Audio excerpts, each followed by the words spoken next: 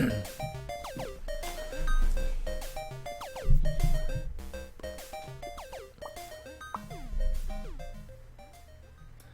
everybody, and welcome to Early Access Podcast, episode 102. Moving into the 100s, getting it going. My name's Angelo, I'm your host as usual, and thank you for stopping by. Hope everybody had a good week. Mine has been filled with just playing a shitload of The Division. Hopefully you have played The Division, but it actually, besides that game coming out, it actually brings up the big topic of today's show. So, The Division came out on Tuesday the 8th. It's now the 13th, so it's been less than a week. It's been about 5 days. It's been exactly 5 days. Oh, excuse me, this coffee is making me burp. So The Division has been out for exactly 5 days at this point in time. Now when I go back and check the reviews, so the big topic is reviewing and reviews in general. But when I first checked out the reviews, because I was trying to follow along, because it was a really big release, and it's probably going to be one of the bigger releases this year. So I was really trying to follow along and see what was going on and what people were thinking about the game. Because personally, I'm really enjoying it. Which I'll get into after I hit this topic. I'll get into like things that I like and dislike about that game. But first, I wanted to bring up what was going on with the reviews. So as of right now, luckily some of the critic reviews came in, and it seems like on Metacritic it's at 80s, all in the 80s for PC, PlayStation 4, and Xbox. So that's good. Very positive reviews you're seeing there. It is finally settled out on Steam as well. It's sitting at like a 71% mostly positive review there. However, within the first few days of the game releasing, on Steam, it had mixed reviews. It was like in the 50s or 60s. And then even on Metacritic, all the reviews were around 5.5, 6. And the reason was, if you went and looked at the reviews, it was a chunk of overwhelmingly positive reviews, like 9 out of 10s, very positive reviews, the people that actually reviewed the game. And then you got a bunch, especially on Metacritic, you got a rash of zeros. Metacritic rates 0 to 10. So literally there was a third of all the reviews on Metacritic for this game were zeros. Now, what I'm trying to get across is I don't care, like maybe you just don't like the game, that's fine. But unless the game ships broken, you can't give it a 0 in good conscience. There's still a game there. You might not like it, but like, be honest and don't give it a 0. All that 0 did was skew the entire base of reviews. It ruins the user score. It ruins it for people that are going on there and they're looking at the percentage and they're not reading any of the reviews. And then you read the negative reviews and you find out that the zeros are because people were having difficulties logging in. Because at midnight on Monday into Tuesday, when the game actually went live for the majority of people, there was server problems. It was a very well-sold game, so there was a lot of people trying to get in to play this game, and servers overloaded, what have you. Everybody, like, some people just couldn't get in, some people could get in. We got on, we played at midnight on Tuesday. My friends and I, we took that Tuesday and Wednesday off of work to play through the game, and we played for about 30-40 minutes. The servers went down, and then when we tried to log back in, there was queue times, which went by relatively fast. But I understand the frustration, but like, that doesn't warrant a 0. If you're gonna leave a review, please just think about the ramifications that it's gonna have over time. Luckily, this game is gonna sell well regardless, but those kind of reviews trickle into other things, especially like the core of what this show is, which is early access. You get people that jump in and review games poorly like that, and all it does is skew it, especially when at that early on, when there's such few reviews. Those kind of heavily negative reviews that are unwarranted really affect the overall rating, and it's something that happens a lot on Steam still, where a game might come out in early access and like people might have trouble playing it, and just don't think about it and give it a negative review. And then all that does is make it an uphill battle for the developer. You know, there's games that are really good games on early access and that have been released from early access that still have mixed reviews because during the early access process there was a period of time where maybe it just didn't play well, maybe it wasn't optimized and people didn't know what they were getting into, and it really skewed the entire review score for that game. And it's unfortunate because especially with smaller developers, that kind of shit really does affect how that game is perceived, because like most people don't read reviews, and like most people don't even review games. That's why when it's the few that are out there putting out negatively impacting games, you know, it's bad for everybody. It's bad for the developer, it's bad for the end user who's looking for an honest review, and you get a bunch of these zeros. My computer sounds like it's about to explode. Hold on one second. I think it's vibrating the case. I don't have a screw tight enough or something. So yeah, like I don't know how to convince people to not leave those kinds of reviews, but it's disappointing. I mean, you look this. If you're watching the video on YouTube, youtube.com/earlyaccesspodcast, I do put these up on YouTube every month because I like to have visual aids. It helps me record, and also I put them up on YouTube so people can watch. But I'm looking at the Xbox One reviews. So, what the hell, man? Seriously. Kicking it works, right? Hopefully it doesn't break. I got a new video card, and it's just like, I don't think I screwed the screw in tight enough, so it just vibrates against the case. So yeah, I'm looking at the Metacritic reviews for Xbox, and 84 is the Metac score. It's got a 6.9 user review out of 331 reviews. There's only 7 critic reviews, but all the critic reviews are positive. All 7 of them. It looks like you got 85s, 87s, 9s. Oh no, let's see, 90, 88, 87, 85, 80, 80, 80. And this is from GameSpot, XGN. Let's see, I don't even know who some of these companies are, but fairly positive reviews. Then you got this. If you look at the user reviews, same thing, 10, 10, 10, 9, 9, 7. It's fine, 7's fine. Then you get this one, 0, yesterday. I'm just going to read this review because it's ridiculous. Firstly, I never give a review score of 0 or just 1 because I do not like a game, but this is broken, so I can only give a 0 as I can't play it. Paid nearly €80 to play this play the prologue. Now I get Manhattan content not ready. Time to download 63 hours. What is this BS? In 30 years of playing computer games, I never experienced such a colossal F-up.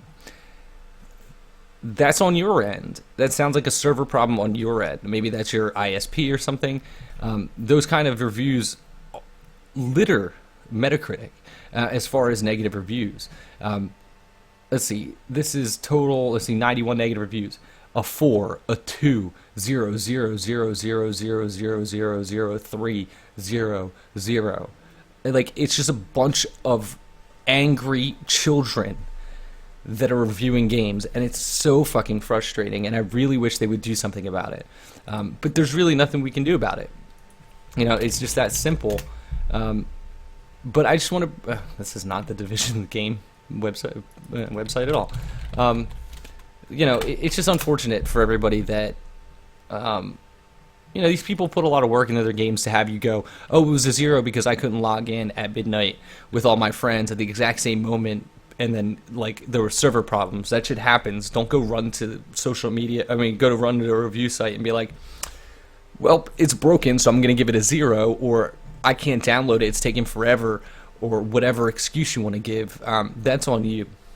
So it's just one of those things that I'm just not a fan of. It's just personal preference, but, you know, there needs to be something to vet those kind of reviews because, you know, there's a lot of bad reviewers out there. You got to even fucking desktop won't shut up.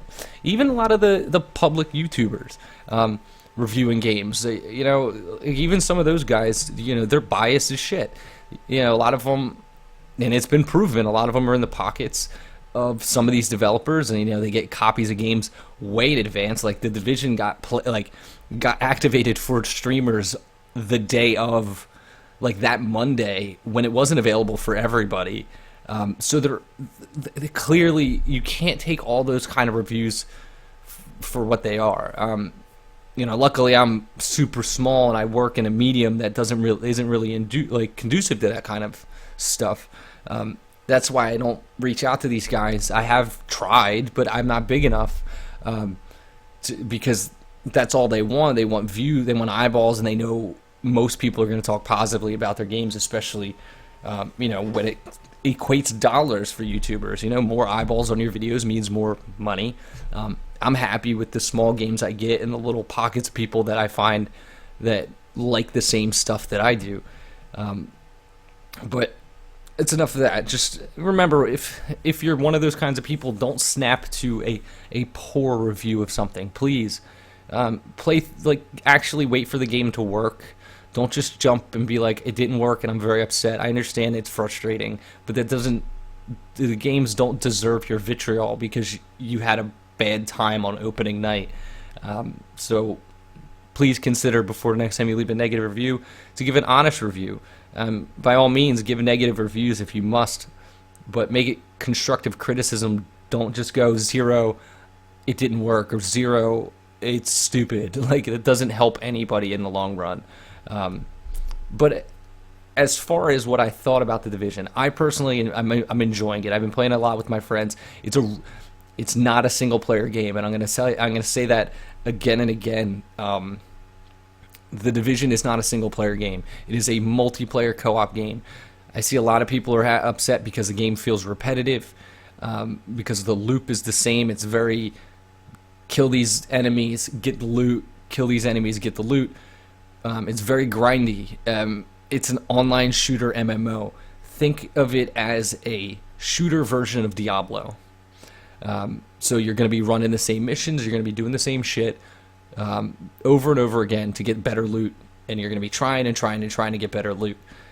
That is not a single player experience. All the replayability in this game outside of the campaign is co-op stuff, and some of the best experiences you're going to have is going to be with a group of people. It's going to be communicating, it's going to be working your way through the challenge modes, it's going to be going into the dark zone and clearing out different areas of the dark zone, trying to get that new high-end item to drop, trying to find stuff, being scared, running from other people.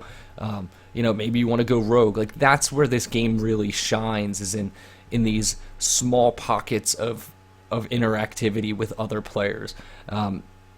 It's fine on your own. There's plenty to do as a single player game. Does it feel a little repetitive? Yes.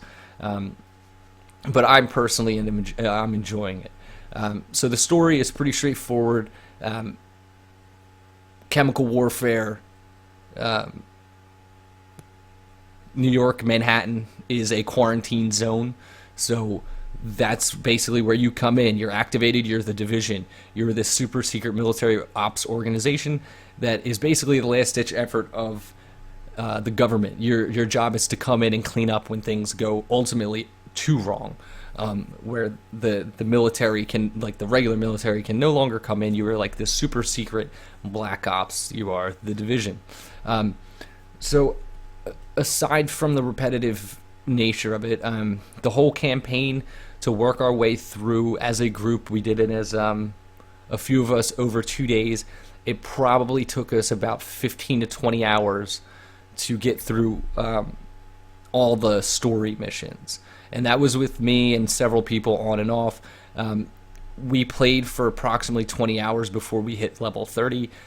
That counts the downtime in between. We played for 5 hours the first night. Slept for 6 hours, played another 6 hours. We really binged it out in 2 days. And everybody's experience is going to be different. You can get a lot more out of this. I mean, there is still a lot of content to be found in the game. There's still the collectibles and all that stuff to find. But to do the actual story mission and work your way through, that's about how long it's going to take. There's a lot of depth here, though. And I made the comparison earlier about Diablo. Now, the biggest comparison to Diablo is that the way you're going to be itemizing your character reminds me a lot about Diablo. If you're a big fan of that style of endgame, where you have your character and you're constantly trying to get, that extra point of damage or that extra roll, like you want that, you want a piece of gear to roll perfectly, your lidless eye shield, or like just think of like items from Diablo that you loved, like in Diablo 2 when you would go kill Mephisto over and over and over again just to get a drop. It's a lot like that.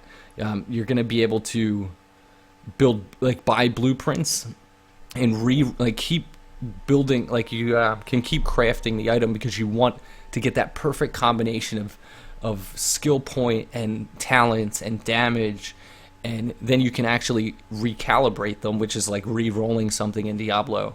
So it's like, I don't like this specific skill or this specific attribute, so you can go pay and re-roll it. That's where the replayability in this game comes in. It's going to be running around collecting materials, grinding. I personally really enjoy that game. That's a loop that Diablo perfected, and I feel like they hit the nail on the head here with like how that feels. And now that we're at the end game, the end game's really awesome. The challenge mode missions, like the dailies, the challenge dailies, are really hard. They're difficult. They require some teamwork.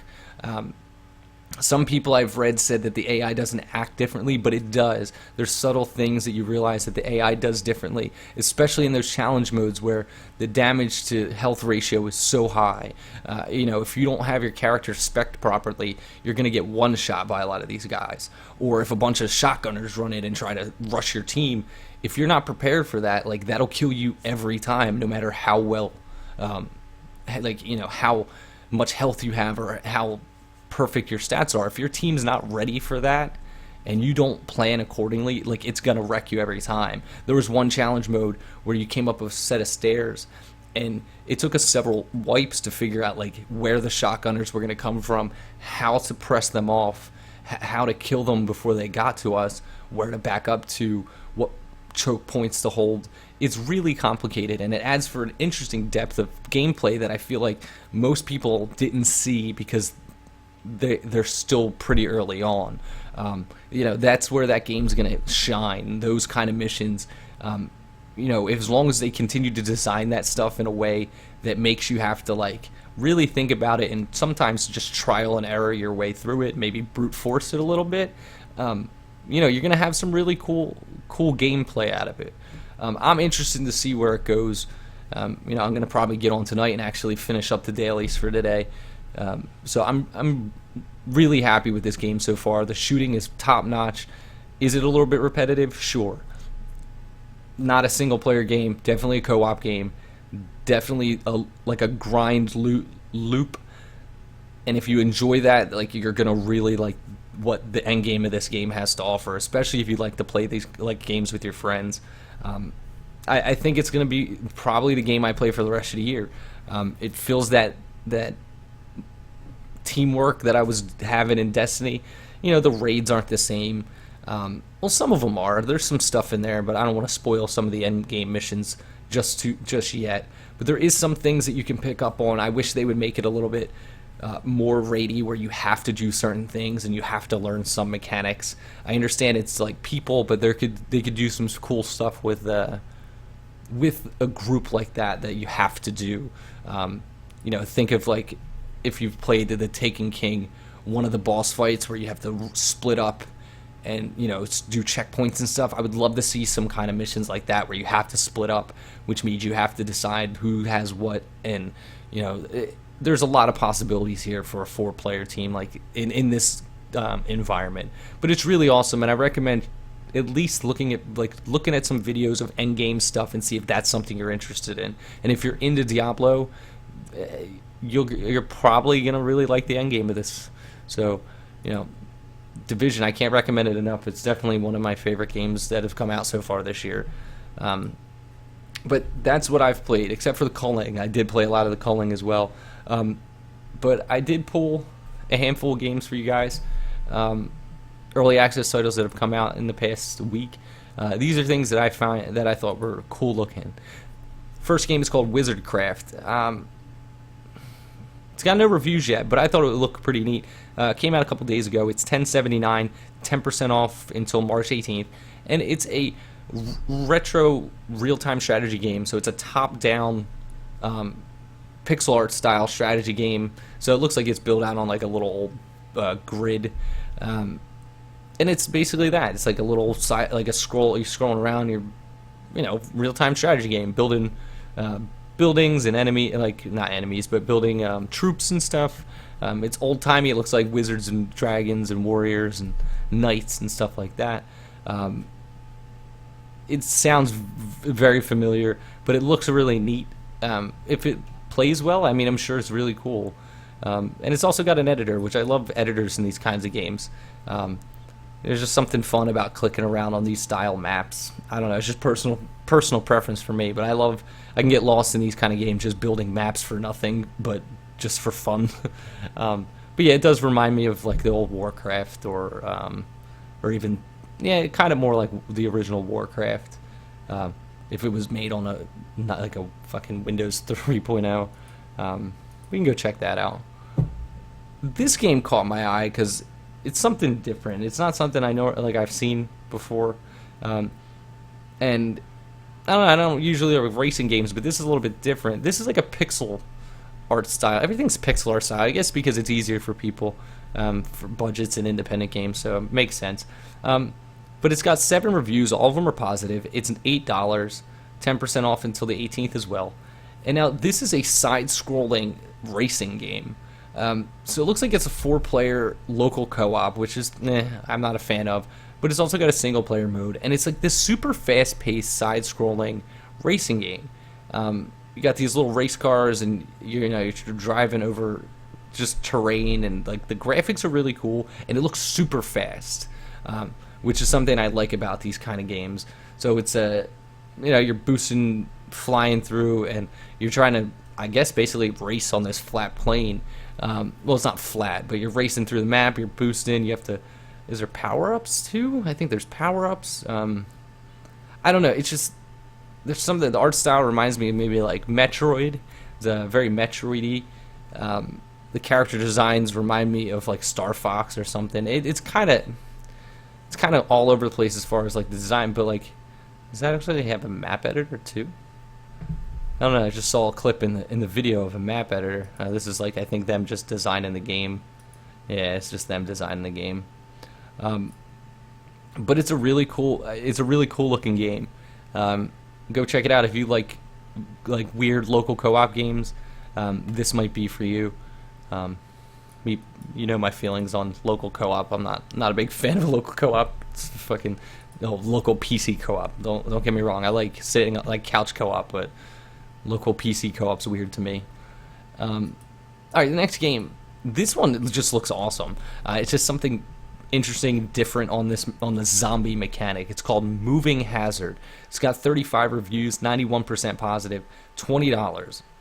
A little bit expensive for a game that I've never heard of, and I don't think either of the publisher or the developer has ever put anything.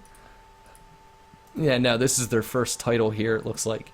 Now, this is a first-person shooter. It's made in Unreal Engine 4. It's a PvPvE shooter, so, there's the zombies are running around. It's you versus the zombies versus other people, so it makes sense. The thing that's interesting about this game is what they did was they made a mechanic where you can actually control the zombies. So there's all kinds of different like items that you can throw the zombies, and it'll like the zombies will go towards whatever you threw, kind of like think like pheromones. So you can throw it towards an enemy and it'll go that way. There's also ones that'll actually like let you like control the zombies. Like you can hit them with like a grenade and it'll control a horde of zombies basically. I don't know how deep that mechanic is based on what the videos show, but what the video does show, it looks pretty cool. And from reading the reviews and stuff, people seem to be pretty positive. It seems like you can make a pretty competent first-person shooter now with the free tools that are available in Unreal Engine 4 and that free engine in general. So it seems like with that community, you can make a good first-person shooter, and this mechanic makes this game stand out. So go check out Moving Hazard. That's available on Steam now. All right, next game, Kona. 37 reviews, 91% positive, 937, 33% up until March 17th. Now, this is a first-person adventure game. It looks like an atmospheric adventure game, so it's like point and click. It looks really good. It's nice 3D, northern Canada, so snowy. It's just really cool. The story is, it's 1970, a strange blizzard ravages, I see people pick these fucking words, Atomapec, I don't know, a lake, there you go. It says, step into the shoes of a detective to explore the eerie village, investigate surreal events, and battle the elements to survive. The first installment in a series of 4 games, Kona is a chilly, interactive tale you won't soon forget. It looks really interesting. I love these kind of games where there's like, the gameplay is just looking around and just taking in the environment that they build, and this game looks beautiful. It's probably Unreal. Unreal Engine has... I don't know why I put it on that screen. That was weird. Unreal Engine has made it easy for people, not easy, but easier for developers to make really great looking atmospheric games like this, and I personally like it. Hopefully it's not a horror game. I don't need jump scares and everything. I like the idea of maybe being a little spooked out, but like enjoying a story. There's a few games like that, and this looks like it could be something really special. So go check out Kona, see if that's something that you're into. Last game I got for you guys is a game called Labyrinth. This came out March 7th. It's got 47 reviews, 91% positive. It's $10. It's an interesting like strategy RPG card game that looks really nice. It's 3D. It's beautiful looking. Like all the character designs are really cool. It's very Dungeons and Dragons-esque. Little Hearthstone, little magic, but it's 3D rendered. So what it looks like is you're playing your cards to, in lieu of, let me see if I can find a better video to look at. So you're playing cards, and that's like how you place your pieces, but everything's rendered in 3D. And I guess it's turn-based. Yeah, it looks like it's like an RPG, real-time strategy, turn-based. So you're playing these pieces, like your cards, which put your figures on the board, or your characters. So it's like a tile-based game. It looks really nice. It's something different, completely different. And be forewarned, though, the developer even is very honest and right up front with it in the description. So it's currently multiplayer, but it says some players will finish it in 30 minutes. It's just a taste of what the game will become. It's early access, not the full game. It says there will be bugs and crashes. They're working hard to make the Labyrinth a great experience, and it looks really nice. If this is just a proof of concept, I would really like to see more for $10. Maybe hold off and keep an eye on it if it's only 30 minutes. However, if you think it looks good enough and you want to support the game and see it come to fruition, the best way to do that is to buy in early here, play through the 30 minutes, and just let it sit. And eventually, you'll get in, you'll stumble across it again and find out that they've built a whole bunch into this game. But it seems really interesting. This is what Polygon had to say. It's a tactical role-playing game, turn-based, party movement dungeon crawler, but all your actions are the cards. So yeah, it's like a real-time strategy dungeon crawler. And the reviews are glowing, even for how short it is. Some people are saying that, it's $10, blah, blah, blah.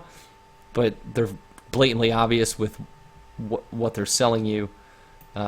So go read through the reviews. It doesn't seem like there's all too many negative ones, which is really great for these guys. But that's the last game I got for you guys. That's going to do it for this episode of Early Access Podcast. Don't forget, as usual, follow on Twitter, Early Access PC on Twitter.